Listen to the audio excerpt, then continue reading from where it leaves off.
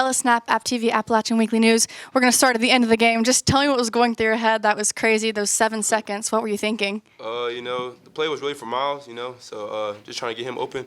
I knew that they're probably going to double or triple him, so I was just running the floor, like Coach said, and then he just found me and just made the play. So. Okay. And then the beginning of the game, you guys took a while to get used to their defense, their offense, match their pace. So how were you able to do that? Coaches told us play at our pace, don't play at their pace, So play inside out and then just find our shooters, and it worked. So. Yeah, coaches told us to be more physical. They were throwing different coverages at us, so we came with a different ball screen attack in the second half, threw different people in the ball screen, and it just opened up from there. Bob Dillner, App Weekly News and App TV. Jalil, I want to ask you, because I talked to CJ on the ESPN broadcast, but you looking at that final play and seeing Miles finding CJ and so forth, what was going through your mind, and describe, that atmosphere there that you were feeling on the court? It was just, I was shocked, really. I didn't know we were going to get that great of a look, but it happened, and we executed. It was just the crowd got into it, and it was just ball game, really. Yeah. For both of you guys, obviously, this was a close game. This was a tough opponent. But winning a game like this at this stage of the season at home where you're expected to win, what does it mean to this team? It just means a lot, just because we put all the hard work in every day in practice, to get better every day. So just seeing that hard work, pay off is just great. So. I'm going to ask a question for the both of you, and this was for a feature that App Weekly News is doing. And I want to know, with the number of transfers, and CJ, you've been around for a while, so you have that veteran perspective, but Jalil, your perspective on this too. The question is, how's the team work to build that brotherhood of where you're at contending for the Sun Belt regular season title for a second straight year? Just staying the course all season. It's going to have the highs and lows. We just come in, have a great attitude every day of practice, listen to what the coach tells us to do, and we just flourish, really. Yeah, I would say just us just always being together, staying together. Like Jalil said, just stay on the course, and then everything's going to work out for itself. So. Is it a deal where not only are you staying the course, not only you're doing what, the coach tells you to do, but even away from the court a little bit, describe the chemistry that you guys have built, because I see you almost always someplace together. Yeah. Oh, yeah. We stay together a lot, and it started from the summer. Like as soon as we got on campus, we didn't really know each other, but we're off the court, we're always together, so we're like a brotherhood, really. Yeah, like you said, we had a lot of transfers come in, a lot of freshmen, so just us being at this point, being together, and always as a team, it's just great. So.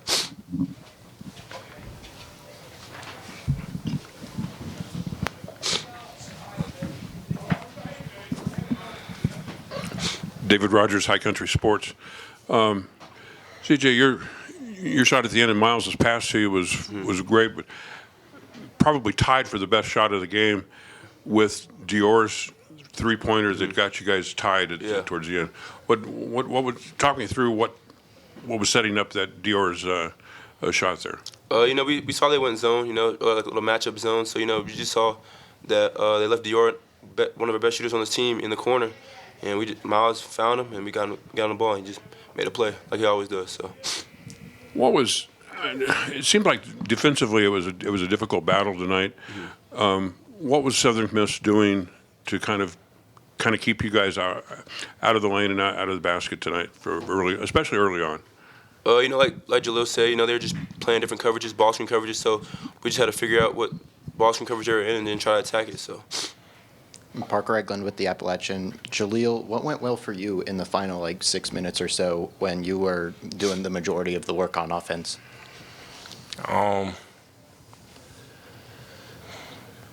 Just sticking to what I do. I didn't come out with a very strong game, but I felt like as the game went on, I got more comfortable. I was just sticking with what I do, not doing nothing new. Yeah. Any other questions for Jalil and CJ? All right, guys. Be back in shortly with Coach Kerns. Yeah, just a great college basketball game. 7 lead changes, 6 ties, both teams, a lot of back and forth. Really proud of our guys for finding a way to win. and in winning time, down 3 there in the game on a 5-0 run. We executed a good offensive possession. We got a big defensive stop, big timeout, and then the last play. And so just proud of our guys for not panicking, having one possession at a time. I don't think we played our best game, which is good. Sometimes you can learn from that way. Now, I think Southern Miss had something to do with that. Very well coached team, but we shot less than 50% from 3 free throw line and had 12 turnovers. So once again, they had something to do with it, but didn't feel like it was our quote best game, and found a way to get really at the end of the day, one stat matters, a win, and we got it. We will go ahead and move into questions.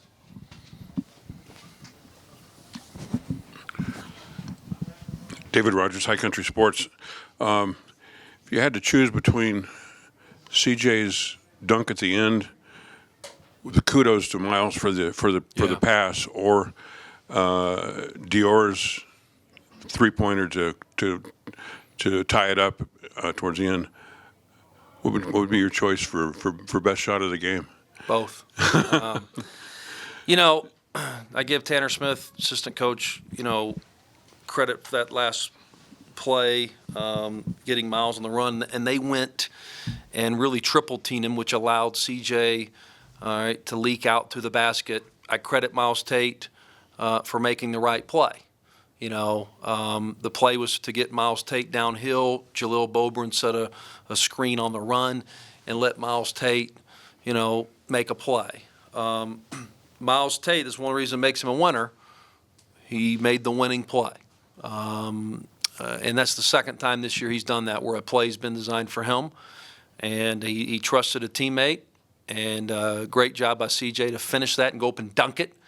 And but I just proud of our guys, because I think that, we were down 3 there.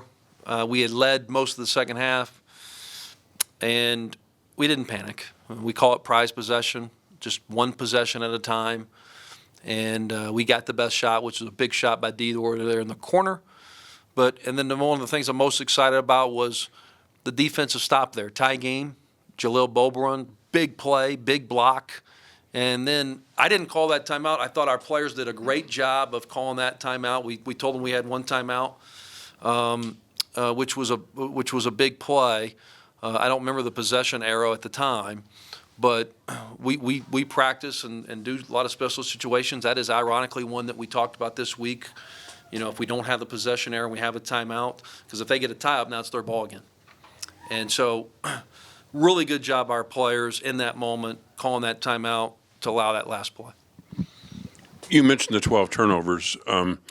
What specifically was Southern Miss doing defensively to disrupt your offensive possessions, or was it just a bad night shooting? No, I think I give Southern Miss credit. They were really aggressive with us, especially with our ball screens. I'm not saying that we kind of expected them to play a different coverage than they have, and so I think that they game planned for us and came up with something which is very common, right? Hey, we did something different with them, but I think that they just really were aggressive and sped us up to some mistakes. So I give them credit for the turnovers. Ella Snap, App TV Appalachian Weekly News. In those last 7 seconds, you had those 2 timeouts. You can only control so much once they go out on the court. So what did you tell them right before they went out? Yeah, we reminded them of the timeout. And then we just talked about trusting our defense. I told them, I said, we've got the best defense in the league. We're going to play man-to-man, and we're going to get a stop here. And we did, And so I don't know if I remember the time on the clock, as far as when they got the ball. But I kind of thought maybe they would have the last shot. But certainly we got the ball back there with, 6-7 seconds and really executed it. And then those first 10 minutes, you guys were kind of playing catch-up, just trying to get used to their defense, their offense. How did you coach them out of that and grab the lead? Yeah, I didn't think we got off to a great start energy-wise. I think we missed 7 of our first 8 shots. We had 5 turnovers. I just thought we were kind of casual. And so, just a little bit of a talking to let them know, like, hey, we are good when we're aggressive. They had us kind of back on our heels a little bit. But just a typical Sunbelt back and forth college basketball game, which is what we expected, quite frankly. We knew this was going to be a really, really tough game. Bob Dillner, Appalachian Weekly News and App TV. Coach, a couple questions for you. We're doing a feature on this App State basketball team that you have this year. And I want to, first of all, I want to know, or the student wants to know, that couldn't be here with us tonight, number of transfers, new team. Obviously, we know what happened last year, and now the success is happening. How did this team build, whether it's on the court or off the court? How did they build the chemistry, the brotherhood that we're seeing right now with them playing with a vengeance?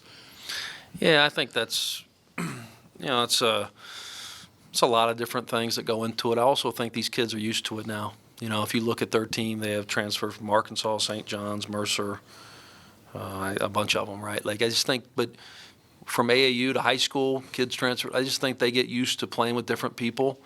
But I also think it goes back to their character. And then I also think it goes back to the leadership of Miles Tate and CJ Huntley, two of our, key player returners. And those guys are the hardest workers and guys that are everyday guys. And so I think it goes back to them, and that has become contagious with the new guys. And also feel like with our new guys, there's a lot of pride in carrying on the tradition of the program that's been built. This is our 6th season. We're first in the league in Sun Belt wins in those 6 years. I think we've got 63, and South Alabama and Troy is right there at like 57. So we've had a successful program here, and I think they have pride in continuing that on. I also want to know, what has been the biggest driving factor, you think, as this team has progressed, and we've seen it progress nicely. What do you think the one factor is that allows this team to do what it's doing right now? Yeah, I'd probably say a couple different things. I'd give you one basketball and one non-basketball. The non-basketball, I really think we've got great people, and you win with character. And so we've got when you've got character, then you're coachable. When you've got character, then you care about your teammates. When you got character, you truly understand you're playing a team sport and you care about winning.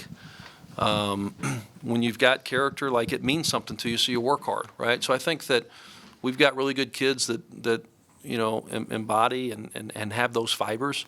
I think the non-quote or the basketball thing was we played a really hard non-conference schedule.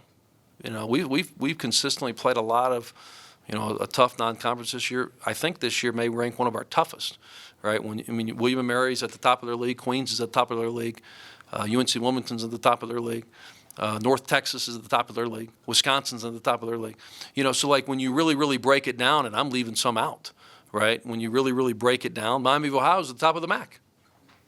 So like when you really, really break it down, like literally everybody that we played, Colgate, is at the top of their conference. And so it prepared us. It got us better. High Point is another one. So it's literally everybody, right? And so it just got us better, and I think that that's the pool we're swimming in scheduling-wise with our success. You almost become a victim of success. You got to get really other good teams that can't get games, right? And so, but I think that made us better. And those were some really tough games, and a lot of them away from here, because the success here is a lot of people not wanting to come up the mountain. And so those two things, I think, have helped this team come along. Parker Eglund with the Appalachian. Coach, that was an incredibly close game from all 40 minutes. What did you guys do that got you guys that extra couple points you needed in an incredibly close game? I just think we stayed poised. Nobody panicked. Once again, down 3 there, kind of a tough turnover, right? But we stayed poised. We talked about prize possession, and we ended the game on a score, stop, score. That is literally the drill of prize possession. We do it a lot. It is the first team that can get a stop, score, stop, or a score, stop, score. And we do that a lot, almost daily in the preseason for these sort of moments. And that's what happened. We got to score, stop, score. David Rogers, High Country Sports again. At the media roundtable a couple weeks ago, Doug Gillen mentioned that you had a phenomenal coaching season last year, but this year may be your best year because of what you've had to what you came back with this year.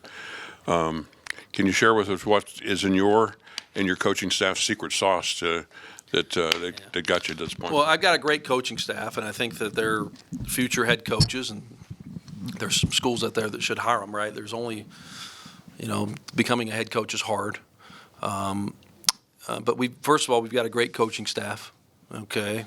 And second of all, I think a lot of it goes back to the administration, all right? When you have success, it's shared. And our administration has helped us each year with something, whether it's the Harrell basketball practice facility, whether it's a strength coach, whatever it may be, right? But they have helped move the needle as well. I think that, but also when you have winning, you get people in the program that have pride in keeping it that way, right? And winning's hard. Winning is really, really hard, right? But I think that when you've got really good people, and that's players, coaching staff, support staff, we've had continuity with our strength coach, with our trainer, with Regina, with Connor Agnew, and with the administration, we've had continuity. Those things matter. And so it is a shared success. Any other questions for Coach Kerns? All right, thanks, everybody. Thanks. Go Mountaineers, take the stairs.